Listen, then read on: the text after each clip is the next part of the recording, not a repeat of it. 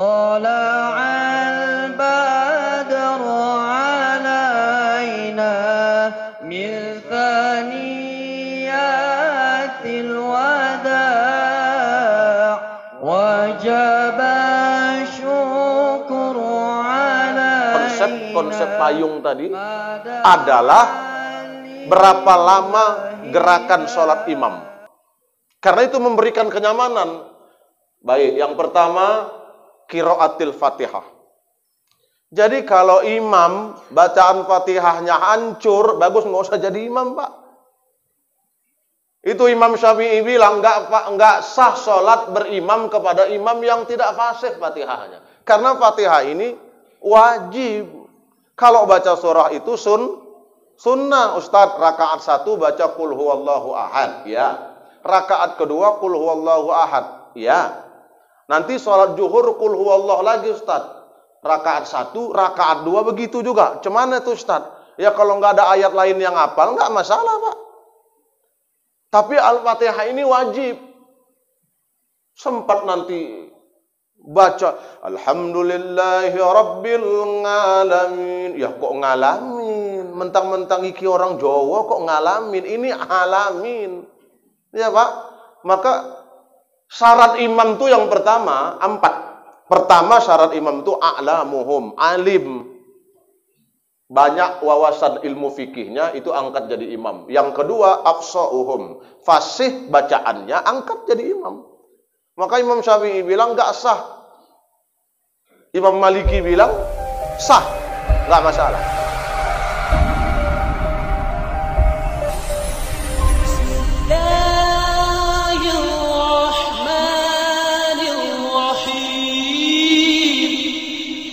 Bismillahirrahmanirrahim.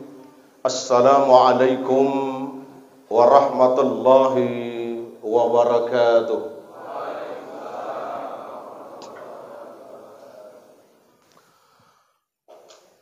Alhamdulillahirrahman. Allamal Qur'ana khalaqal insan, allamahul bayan. Ashhadu an la ilaha illallah wahdahu la syarika lah, wa ashhadu anna sayyidana Muhammadan abduhu wa rasuluh alladzi la nabiyya ba'da. Rabbi shrah li sadri wa yassir li amri wahlul 'uqdatam min lisani yafqahu qawli. Shadaqallahul azim. Yang sama kita muliakan Ketua DPRD Kabupaten Deli Serdang, Bapak Zaki Syahri, Sarjana Hukum. Saya kemarin cakap sama Bang Juliandi, Bang Jul, saya mau ngundang anggota DPD Abangda Dedi Iskandar Batubara. Tapi malam itu saya WA, langsung dijawab, Ustadz, saya tidak bisa ikut FKSMM tanggal 13. Tapi minggu-minggu berikutnya insya Allah, katanya Ustadz Hendro. Alhamdulillah. Tapi Bang Juliandi penasaran, ada nggak yang bisa kita undang? Saya bilang kalau bisa diundang Ketua DPRD Deli Serdang, bagus. Saya kebetulan kenal sama temannya anggota saya, kenal sama ajudan Pak Ketua. Bang Juliandi entah dari mana channelnya, nggak tahu saya. Dapat kabar sampai tadi malam fix tidak bisa hadir karena harus bertolak ke Semarang. Tapi alhamdulillah pagi subuh tadi kita dapat kejutan. Datang Ketua DPRD Kabupaten Deli Serdang Abangda Zaki Syahri SH. Alhamdulillah. Jadi karena datang beliau, kusiapkan tadi satu buah pantun. Bukan ladang sembarang ladang, di ladang tegenang air. Karena Ketua DPRD sudah datang, insya Allah nanti kita cair. Ini ecek-eceknya, Bang. Ini banyak, ini ketua ini. Ada ketua BKM kami, mohon maaf, saya Pak Ketua, sebenarnya saya tinggal di komplek ini. Kebetulan rumah saya di Blok K3. Tapi Allah memberikan saya nikmat yang banyak. Meninggal istri saya, nikah lagi. Tapi ini jangan jadikan contoh, jangan jadi alasan kalau Bapak Ibu mau poligami. Ya Bapak mau poligami, jangan. Saya nggak poligami, meninggal istri, berapa bulan kemudian saya nikah. Itu pun saya nikah di depan jenazah mertua saya. Bukan cepat-cepat Pak, karena ada accident. Nah, keluarga meminta seperti itu. Alhamdulillah. Jadi Ustadz kok cepat kali move on. Bulan 8 tanggal 11 meninggal, tanggal 12 itu yang bilang cepat kali move on tahu siapa? Ketua Ustadz Hendro. Ini bukan soal move on, ini soal hidup yang harus berlanjut. Ya, aku kan masih muda, iya kan? Cocok kamu rasa? Alhamdulillah ada juga. Jadi mohon maaf tadi sampaikan Bang Juliandi, Ketua BKM kami mohon izin tidak bisa hadir karena beliau sedang berada di Kuala Simpang. Ada juga Ustadz Ja'far Hasibuan.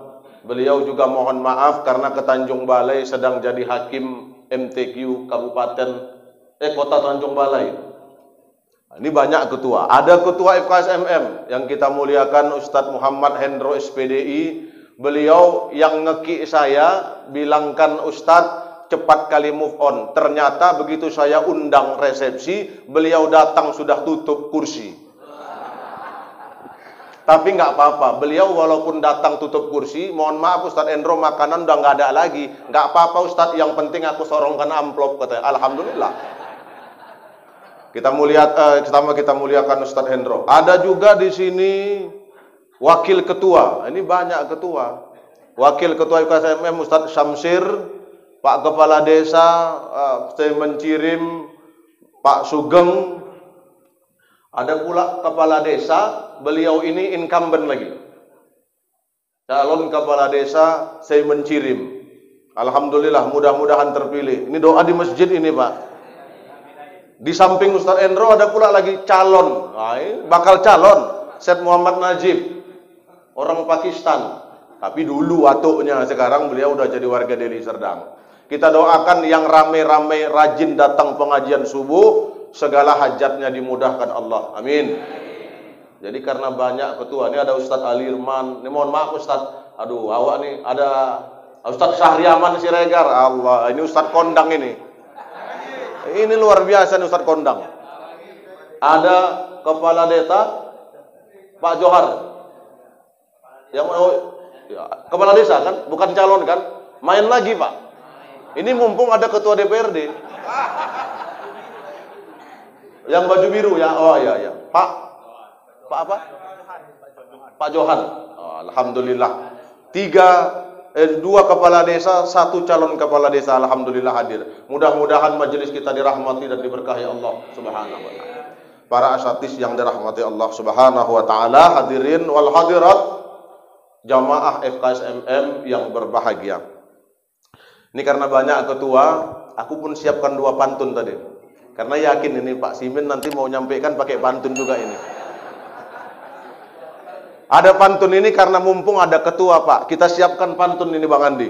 Ini Bang Andi, ketua sekretaris Badan Kemakmuran Masjid An-Nur, yang alhamdulillah sekarang ini sudah 95% dalam perampungan.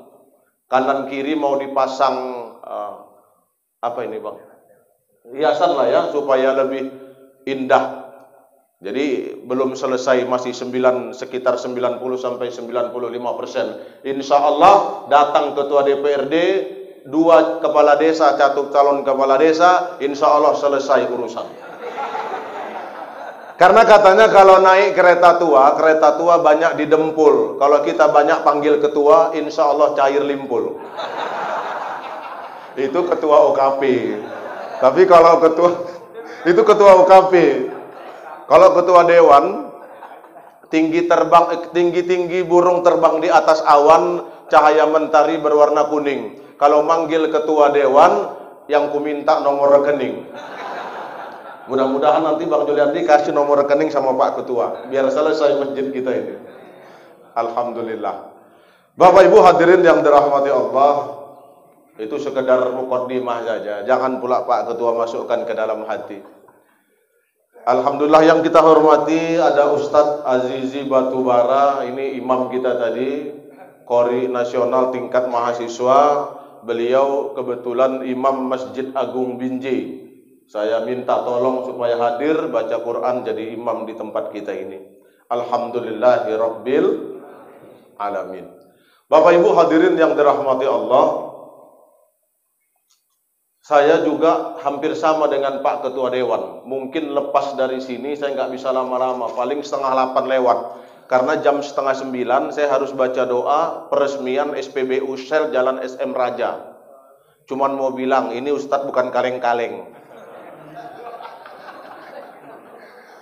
Alhamdulillah. Bapak Ibu hadirin, ini karena semangatnya subuh berjamaah, inna Qur'anal fajri kana mashhuda. Sungguhnya sholat subuh itu disaksikan oleh malaikat. Jadi yang datang dari rumah merangkak, yang datang dari rumah naik kereta, jalan kaki, atau pakai tongkat, insya Allah disaksikan oleh malaikat. Malaikat apa Ustaz? Malaikat rahmah. Ya kalau ada malaikat maut juga, ya siap-siap aja lah.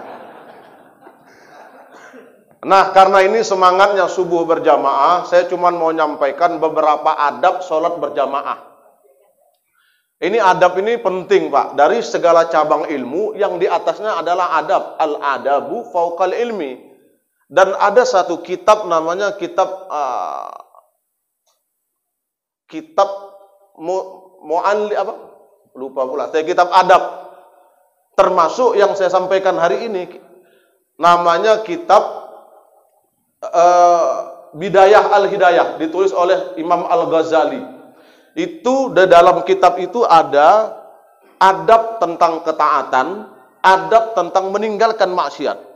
Tapi yang mau kita sampaikan malah subuh menjelang pagi ini, udah pagi nih, adalah adab tentang sholat berjamaah. Karena dari sekian banyak ilmu itu, al-adabu fauqal ilmi. Adab lebih tinggi dari ilmu. Maka banyak orang berilmu tapi nggak beradab.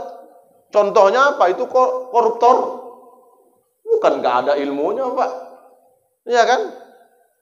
Bukan tak ada ilmunya. Banyak profesor, akademisi, tapi tak beradab. Akhirnya apa? Nyeleweng dengan keilmuannya. Banyak orang kaya berilmu dengan pengusaha kekayaannya, dengan usahanya, tapi karena tidak beradab, nyeleweng dengan profesinya. Maka al-adabu fauqal ilmi. Adab itu lebih tinggi daripada ilmu. Maka Bapak kalau lewat guru, takzim, itu kalau dulu kita ketemu ustadz, oh itu Pak nggak berani nengok muka ustadz. Sekarang ustadz ditantang, ya kan? Nggak bisa Pak. Kenapa? Karena karomahnya para asatis itu. Makanya saya Ustadz Sahriaman nih, beliau di bawah saya umurnya. Tapi karena melihat kekondangannya, takzim juga saya sama beliau nih. Ini luar biasa ini Ustadz Sahriaman Saragi. Jadi Bapak Ibu hadirin, sholat ini mesti dengan adab. Kalau kita nggak tahu adabnya, bahaya. Bisa rusak sholat kita ini. Apa di antara adabnya dalam kitab Bidayah al-Hidayah yang ditulis oleh Imam Al-Ghazali, ada yang disebut dengan umbrella konsep, konsep payung. Artinya dalam konsep payung ini, imam mesti memberikan kenyamanan bagi makmumnya. Apa yang berkaitan dengan kenyamanan makmum? Pertama, balaghah. Pertama, qiraatil Quran. Yang utama, karena yang wajib adalah qiraatil Fatihah. Baru yang kedua, berkaitan dengan umbrella konsep, konsep payung tadi, adalah berapa lama gerakan sholat imam. Karena itu memberikan kenyamanan. Baik, yang pertama, qiraatil Fatihah. Jadi kalau imam bacaan Fatihahnya hancur, bagus nggak usah jadi imam Pak. Itu Imam Syafi'i bilang nggak sah sholat berimam kepada imam yang tidak fasih Fatihahnya. Karena Fatihah ini wajib. Kalau baca surah itu sunnah. Ustadz rakaat 1 baca qul huwallahu ahad, ya. Rakaat kedua qul huwallahu ahad, ya. Nanti sholat zuhur qul huwallahu lagi Ustadz. Rakaat 1, rakaat 2 begitu juga. Cuman itu Ustadz? Ya kalau nggak ada ayat lain yang hafal nggak masalah Pak. Tapi Al-Fatihah ini wajib. Sempat nanti Baca alhamdulillahi rabbil alamin. Ya kok ngalamin? Mentang-mentang iki orang Jawa kok ngalamin? Ini alamin. Ya Pak. Maka syarat imam itu yang pertama 4. Pertama syarat imam itu a'lamuhum, alim. Banyak wawasan ilmu fikihnya, itu angkat jadi imam. Yang kedua afsa'uhum, fasih bacaannya, angkat jadi imam. Maka Imam Syafi'i bilang gak sah. Imam Maliki bilang sah, gak masalah. Maka Pak, nanti kita bahas. Kalau tidak sah berimam kepada imam, ada ahli qiraat jadi makmum, yang jadi imam hancur bacaannya. Ini dalam adab sholat berjamaah. Kalau menurut mazhab Syafi'i wajib mufarraqah. Apa mufarraqah? Itu keluar dari jamaah. Nah, nanti kita bahas.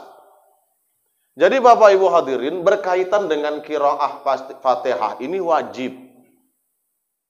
Wajib. Jadi imam itu mesti paham tentang bacaan suratil Fatihah. Bismillahirrahmanirrahim. Alhamdulillahi rabbil alamin. Alhamdulillah tadi kita yang datang baca qori. Jadi kalau Bapak nanti mendengar ada imam baca berdasarkan qiraah sab'ah, itu lain lagi Pak cara bacanya. Tapi ini ilmu, jangan dipakai di Indonesia, bisa jadi fitnah. Apa contohnya? Ini imam qiraat, juri qiraah sab'ah setiap MTQ itu juri yang khusus qiraah sab'ah itu salah satunya adalah Syekh Ja'far Hasibuan. Ini langka Pak, hanya beberapa orang se-Sumatera. Bukan Sumatera Utara, tapi se-Sumatera. Alhamdulillah, itulah karomahnya tinggal lelang Greenland nih. Ustadz-ustadz kondang semua. Ustadz Riaman pun bentar lagi pindah ke lelang Greenland. Biar karomah dia. Nah, jadi Bapak Ibu hadirin yang dirahmati Allah Subhanahu wa taala, kalau nanti dengarkan ada imam baca ihdinas siratal mustaqim pakai shad, itu seperti umumnya kita baca. Tapi dalam qiraah sab'ah bisa pakai sin atau zai. Tergantung dialeknya. Ihdinas pakai sin, ihdinas siratal itu pakai sin Pak, dalam qiraah sab'ah boleh. Pakai zai, ihdinas siratal mustaqim boleh. Tapi nggak dipakai di Indonesia. Kenapa? Karena orang Indonesia masih bisa mengucapkan lafaz shad, makhraj. Makanya belajar makhraj itu masih kecil. Kalau udah tua kadang-kadang lidah nih kaku. Iya Pak, ya kan? Iya Pak, kaku. Aku pernah ngajari nenek-nenek udah tua. Orang Jawa. Itulah tadi Pak, alhamdulillahi rabbil alamin. Datang nenek tadi, alhamdulillahi rabbil alamin. Ya kok ngalamin? Nanti mau kupukulkan, setruk pula nenek itu kan? Ada lagi yang orang Padang. Lakanud. Apa katanya? Lakanui. Yo. Kok pakai cengkok Minang pula dia kan? Maka belajar di waktu kecil macam mengukir di atas batu. Belajar di waktu besar bagai mengukir di atas air. Jadi berkaitan dengan qiraah sab'ah, Bapak nanti kalau pergi ke Turki, ke Yaman, perhatikanlah orang di sana baca wadduha. Kalau di sini walaili idza saja. Kalau di sana enggak. Wadduha walaili idza saja. Kalau Bapak coba-coba jadi imam di Masjid An-Nur kami ini, kami gorok leher Bapak kayak gitu. Karena bisa menimbulkan fitnah. Nggak bisa itu dipakai di sini. Di sini insya Allah bisa wadduha. Nah, apalagi ada lagi? Ada dalam qiraah sab'ah itu disebut mim jama. Ghairil maghdubi alaihim.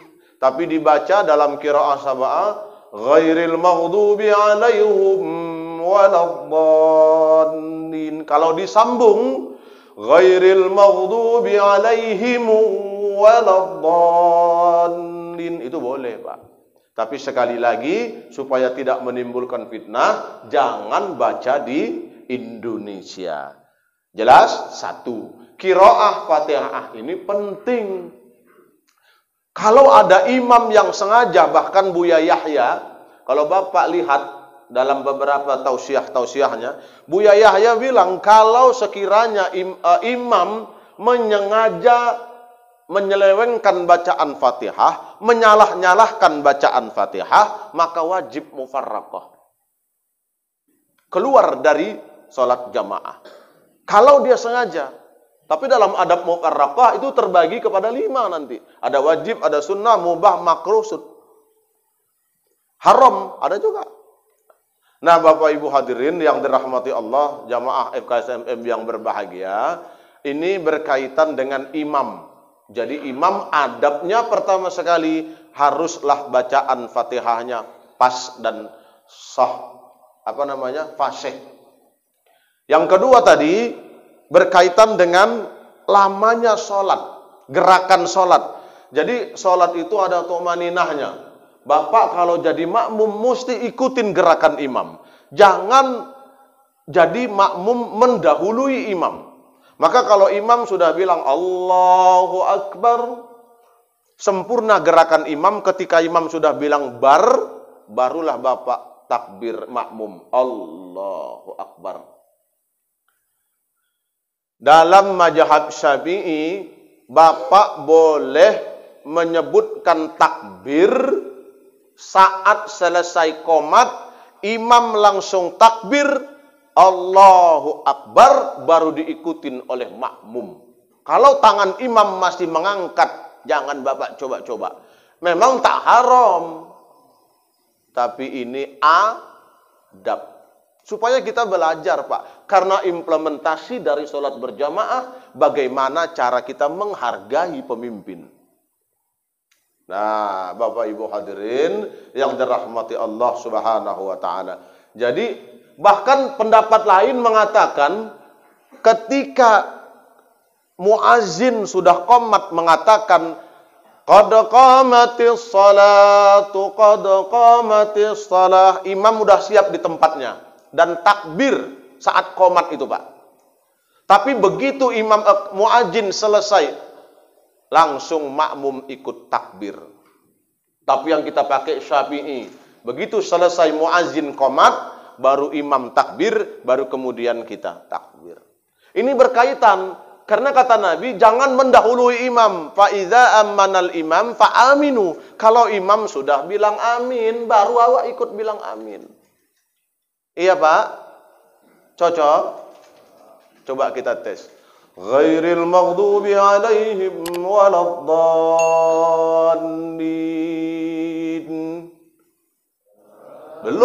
Aku belum bilang amin. Sengaja ngetes. Makmum yang cepat duluan mengatakan amin ketimbang imam berarti makmum Valentino Rossi. Ditekongnya imam tuh. Masya Allah. Yang kebiasaan nyalip kereta, janganlah coba-coba nyalip imam. Ini persoalan adab. Lalu kemudian Bapak Ibu hadirin, bacaan imam yang fasih ini akan berkaitan dengan khusyuknya salat. Kalau di sini kami ada Ustadz Ja'far. Kalau udah beliau baca, tenang hati itu. Coba kalau yang hancur bacaannya. Makanya Pak, tingkatan belajar baca Quran itu pertama dimulai dari makharijul huruf. Dari situ dulu, Pak, keluar huruf-huruf. Setelah selesai tamat kita makhraj huruf tadi, makharijul huruf, lalu kemudian naik tingkatan tajwid. Sudah selesai Bapak belajar tajwidnya, baru kemudian tahsinnya. Membaguskan bacaan. Selesai tahsin baru nanti Bapak belajar qiraahnya. Baru belajar melagukan. Karena enak pun dengar suara kita membacakan Quran, tapi kalau tajwidnya beselemak pea, nggak enak juga, Pak. Itu almarhum Syekh Ali Jabber, dia bilang enak pun suara kita, tapi tajwid beserak, sakit telinga dengarnya. Maka yang penting, maka saya, Pak, kalau di depan saya itu ada qori kayak Ustadz Hendro, kemudian tadi 2 kali kami tolak-tolakan. Saya disuruh jadi imam. Saya bilang Ustadz Hendro lah, saya bilang. Karena ketua, kalau ketua biasanya makomnya lebih tinggi. Rupanya Ustadz Hendro udah siap-siap pegang mik, datang pula kori kita. Ustadz Hendro pun legowo, tawadu. Ustadz Hafiz Azizi yang maju jadi imam.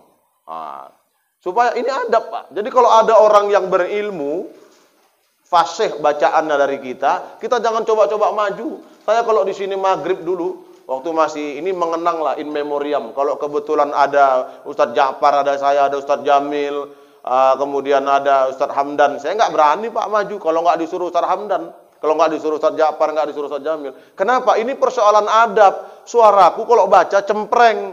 Kalau yang lain-lain tuh lembut, syahdu suaranya kan. Nah, cuman persoalannya jadi imam, enak pun suara kita, jangan panjang kali bacaan. Ini adab juga Pak, memberikan kenyamanan kepada makmum. Loh Ustadz, itu kalau tarawih di Mekah, di Madinah, bacaan panjang Ustadz. Kadang 1 juz selesai, sampai selesai tarawih, selesai 1 Quran 30 juz. Itu macam mana Ustadz? Kenapa Ustadz bilang pendek-pendek? Beda Wak. Kalau di sana itu mencari keutamaan.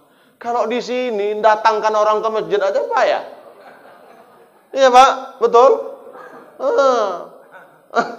Maka itu ini alhamdulillah, ini masjid udah rampung, masjid udah nyaman, ada AC-nya, ada kipas. Yang nggak tahan AC pakai kipas, yang nggak tahan kipas pakai AC, nggak tahan dua-dua buka jendela AC alam. Kalau begini juga orang nggak mau ke masjid, macam mana lah Bang Andi sama Bang Julni membangun masjid udah begini hebat. Makanya Bapak Ibu yang di mana tempat tinggal kita ramaikan masjidnya. Cocok? Maka itu imam perlu memberikan kenyamanan bagi jamaahnya, jadi bagi makmumnya. Nah Bapak Ibu hadirin yang dirahmati Allah, karena sholat yang khusyuk itu berkaitan dengan bacaan yang fasih. Tapi sekali lagi, imam jangan terlalu memanjangkan bacaan, karena Nabi pernah Pak, ada dalam satu riwayat, seorang sahabat namanya Muaz. Dia sholat mengikut imam. Tadinya aku mau sholat sendiri ya Rasul. Ini dipanggil Pak sama Rasul. Muaz mau lihat orang sholat, lalu dia mau sholat Pak. Dalam riwayat ini nggak dijelaskan apakah zuhur, asar, maghrib, isya atau subuh. Yang jelas dia mau bermakmum kepada orang yang sedang sholat. Begitu dia sholat, ternyata yang jadi imam tadi didengarnya ada yang jadi makmum, dia panjangkan bacaannya Pak. Akhirnya Muaz mufarraqah, keluar dari barisan. Padahal mereka cuma berdua. Disampaikan peristiwa ini sama Nabi. Ya Rasul, itu Muaz sholat keluar tiba-tiba dari jamaah. Cemana itu ya Rasul? Dipanggillah Muaz. Muaz, kenapa kau begitu? Apa kata Muaz?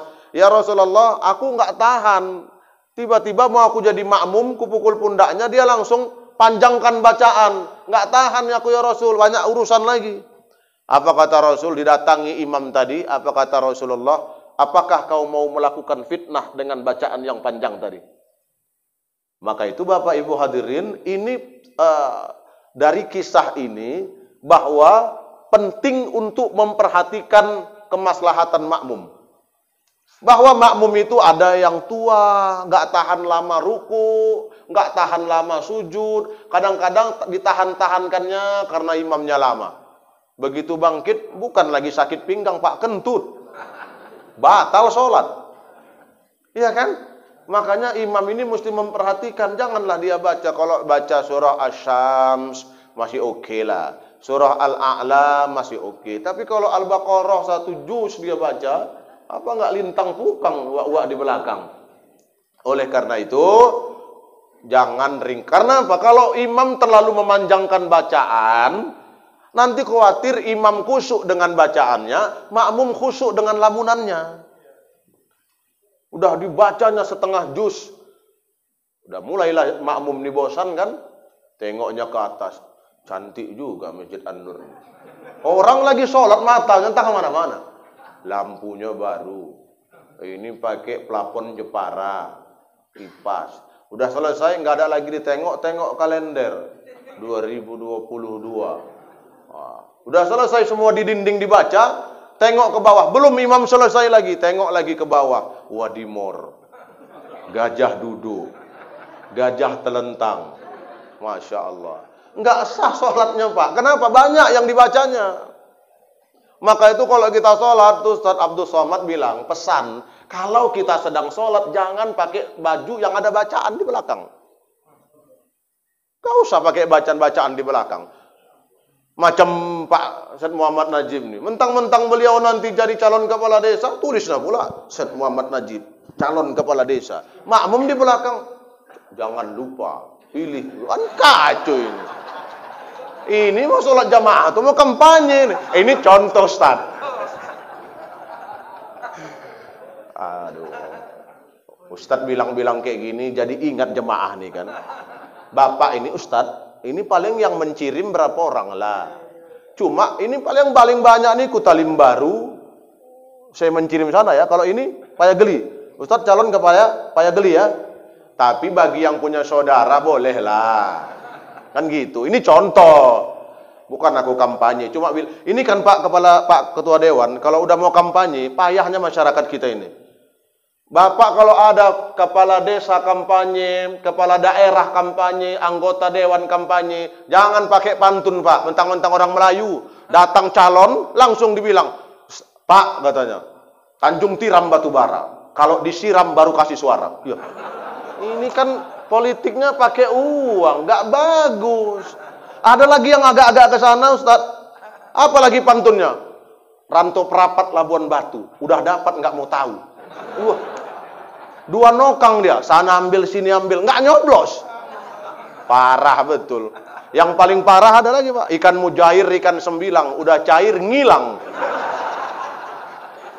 Ini gawat ini. Tapi alhamdulillah ini kalau orang-orang yang FKSMM nggak ada yang kayak gitu Pak. Pokoknya kalau calon kepala desa, calon kepala daerah, Pak Ketua Dewan nanti mau maju insya Allah. Asal yang penting rajin setor muka FKSMM. Ada kegiatan bantu Ustaz Endro ya. Nah Bapak Ibu hadirin yang dirahmati Allah Subhanahu wa Ta'ala. Berkaitan dengan adab tadi, ada disebutkan juga suara makmum. Kadang-kadang kan sering kita dengar Pak, Allahu Akbar kata imam. Tapi makmum juga sok paten. Allahu Akbar. Dalam kitab Bidayah Al-Hidayah Imam Al-Ghazali ini, kalau bisa makmum hanya membaca, melafazkan bacaan, cukup yang dia dengar. Jadi kira-kira Bapak dengar, Allahu Akbar. Cukup aja Pak. Tak usah bersuara. Kalau bisa pun, tak usah pakai ada suara. Kenapa? Kita mau menghargai, di depan ada pemimpin yang kita sepakati bersama. Ini imam ini kan ada pilihannya Pak, ada kriterianya 4. Pertama tadi a'lamuhum, alim, afsa'uhum, fasih, aksaruhum sinnan, yang lebih dituak, yang duluan awaluhum hijratan, yang lebih duluan tinggal. Baru kemudian aksaruhum sinnan, yang lebih dituakan. Sudah sah, sudah 4 syarat ini dipenuhi, baru jadi imam. Apakah sah berimam kepada orang tuli? Boleh.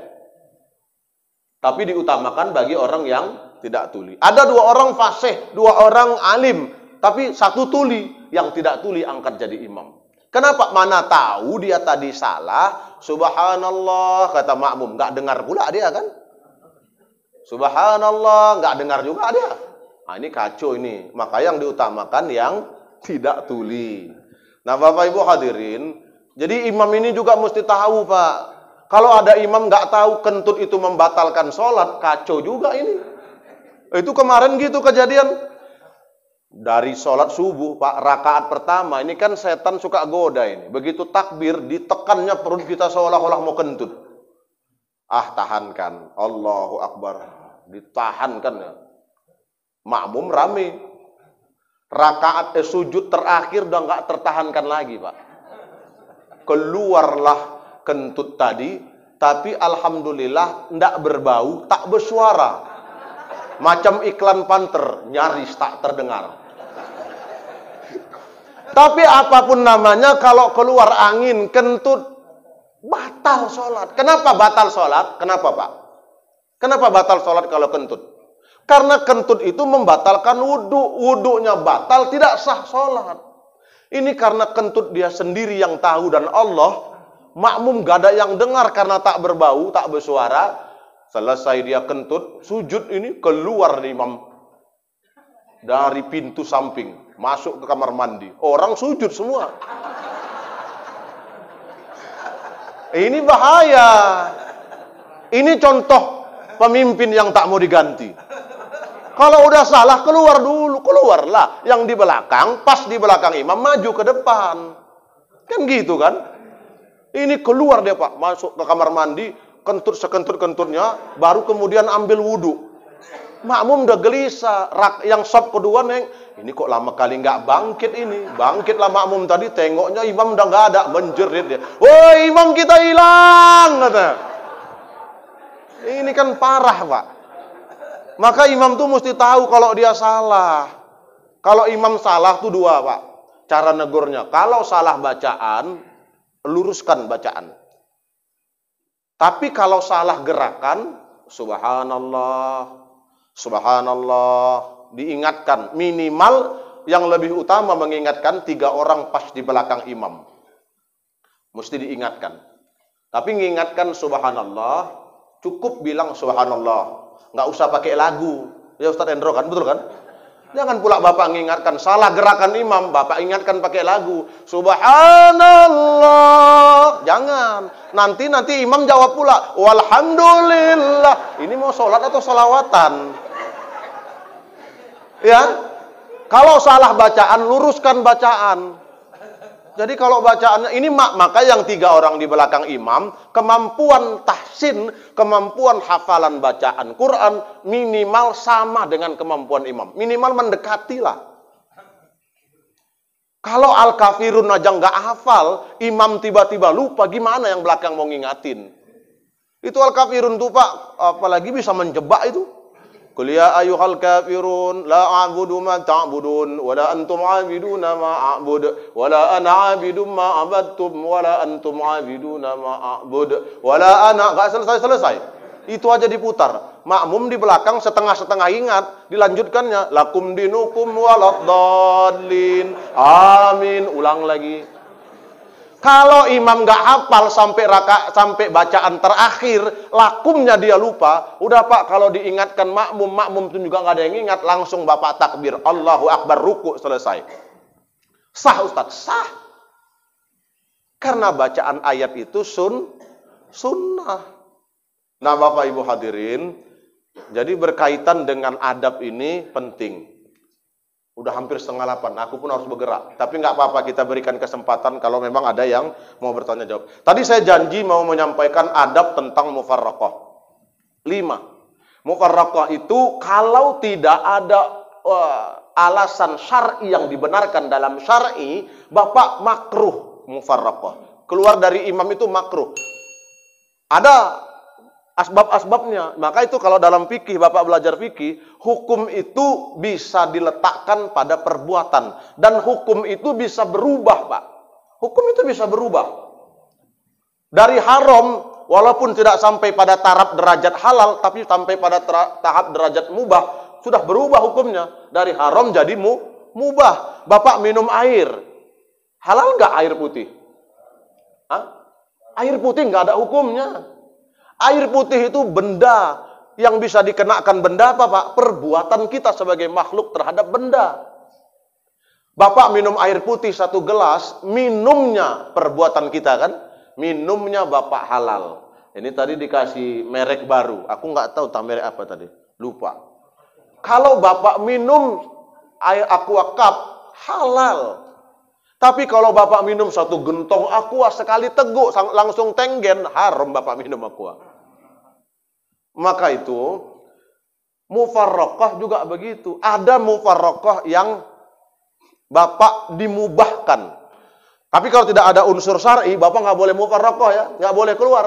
Tapi kalau Bapak ada imam meninggalkan perkara-perkara yang wajib, disengaja imam, ini kita misalnya tahu, ini imam ini orangnya baik, tapi entah kenapa tiba-tiba hang otaknya waktu jadi imam, hilang pikirannya. Ada ayat yang terselip, ini juga nggak wajib mufarraqah. Yang wajib itu kalau dia meninggalkan perkara wajib. Perkara yang wajib. Kenapa nggak wajib? Karena bisa kita ingatkan. Kalau diingatkan tidak juga, maka mufarraqah.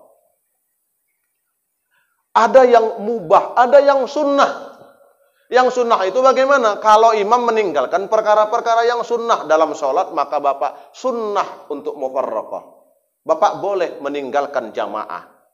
Kenapa? Karena dia meninggalkan perkara. Tapi ini sunnah, Pak. Lebih utamanya lanjutkan sholat jamaah. Misal imam tadi lupa baca ayat. Ayatnya separuh dia baca, nggak selesai. Ini kan sunnah baca ayat. Bapak nggak wajib mufarraqah, tapi sunnah. Tapi lebih utama, bapak tetap mengikuti. Cocokkah merasa? Supaya kita punya adab. Ustadz, aku nggak suka sama imam tuh. Mufarraqah lah aku, Ustadz. Rupanya sholat jamaah udah rame FKSMM. Tiba-tiba awak masbuk dari belakang. Udah masbuk, tengok, dengar. Udah mau rakaat kedua, masuk imam tadi, baca dia, didengarnya. Ini macam apa ini? Nggak suka aku mau ini. Mufarraqah lah. Nggak bisa, Pak.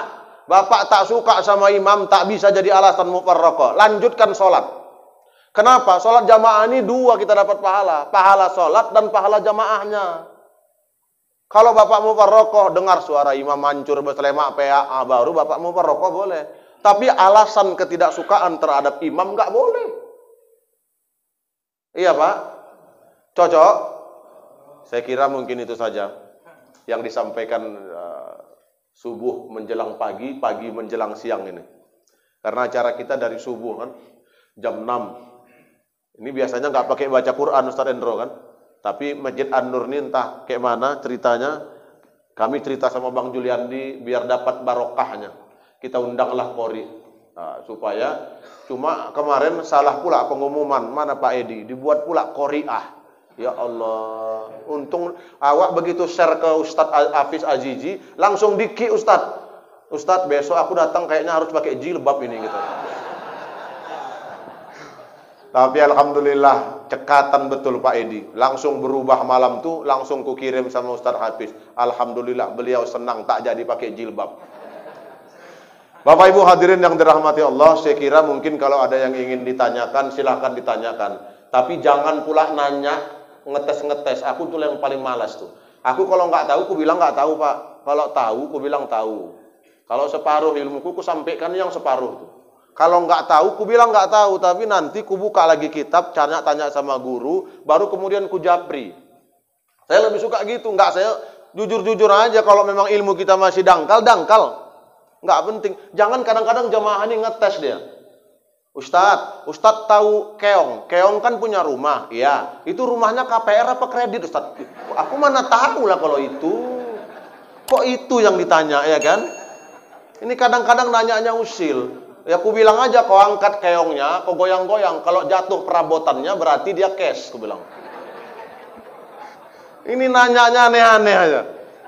Nah Bapak Ibu hadirin yang dirahmati Allah Subhanahu Wa Taala, saya persilahkan mungkin ada 2 atau 3 orang sebelum akhirnya kita bergerak meninggalkan Masjid An-Nur ini. Demikian tutup sementara. Assalamualaikum warahmatullahi wabarakatuh.